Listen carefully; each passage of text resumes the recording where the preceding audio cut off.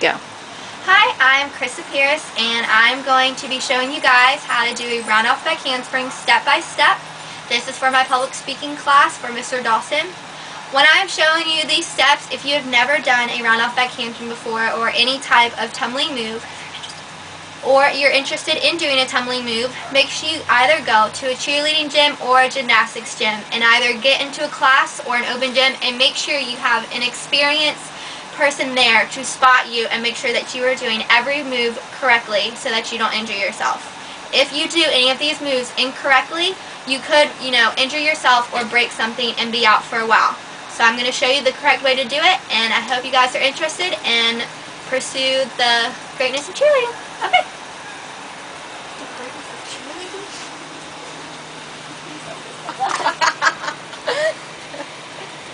Alright. So the first thing I'm going to introduce is how to do a round off. But first, I'm going to tell you the difference between a cartwheel and a round off.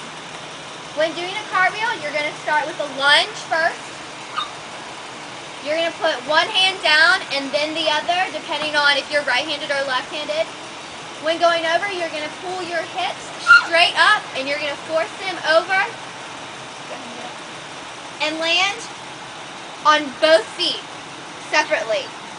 Okay, so we're going to do that one more time. Alright, so she's going to start with a lunge. She's going to put both hands down, kicking over, landing one foot and then the other. And that is a cartwheel.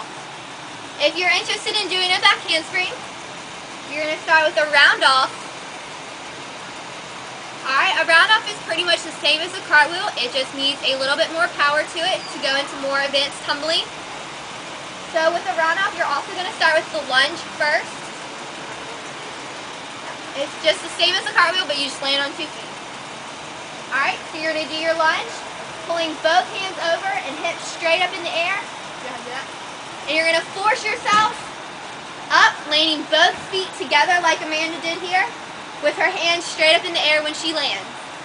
Alright, so go ahead and do that again.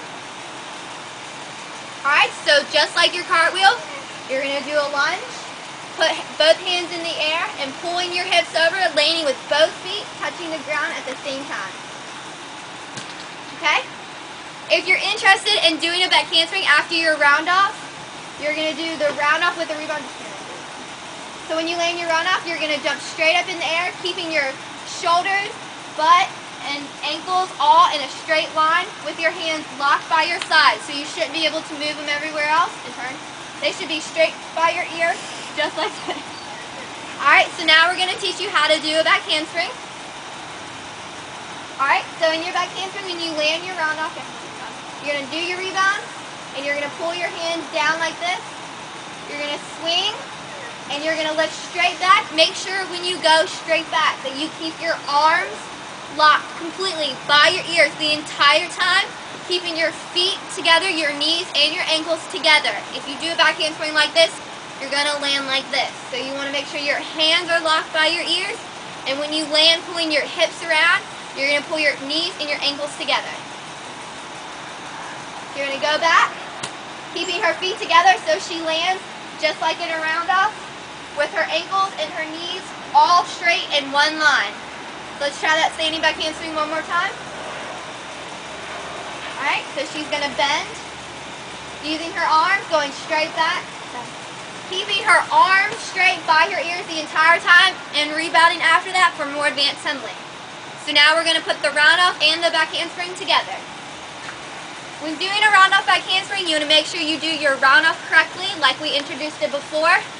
And right when you land and you rebound, you're going to dip back and make sure you go straight back, just like we did in the back handspring.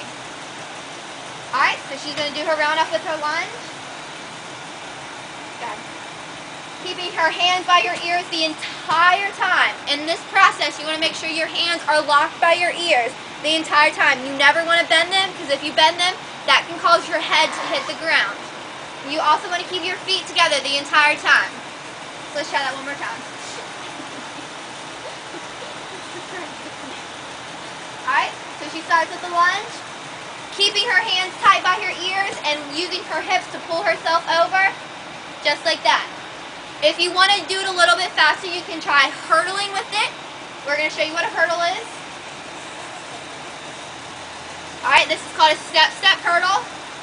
You're step-step, lifting your hands straight up in the air, just like you're skipping, but keeping your hands locked by your ears the entire time. Alright, go ahead and do the step-step hurdle one more time. Alright, step-step hurdle. Okay? So when you step-step, you want to make sure your foot goes up, and you hurdle getting ready for your round-off. Alright, so we're going to do a step-step hurdle round-off. Alright, so keeping the arms locked, rebounding after her round-off. And now we're going to add a back handspring to it. Alright, so she's going to step-step hurdle, keeping both arms locked by her ears the entire time, using her hips to pull herself over with her feet locked completely straight. Alright, so this is a round-off back handspring, and we've taught you a cartwheel, a round-off, and a hurdle. Make sure when you're doing these moves, if you have never attempted any of these moves before, don't do that at home. Make sure that you go to a gym or work with an experienced person that can make sure that you are safe and that you do not injure yourself. So if you are interested, get to a gym and have fun. Thank you.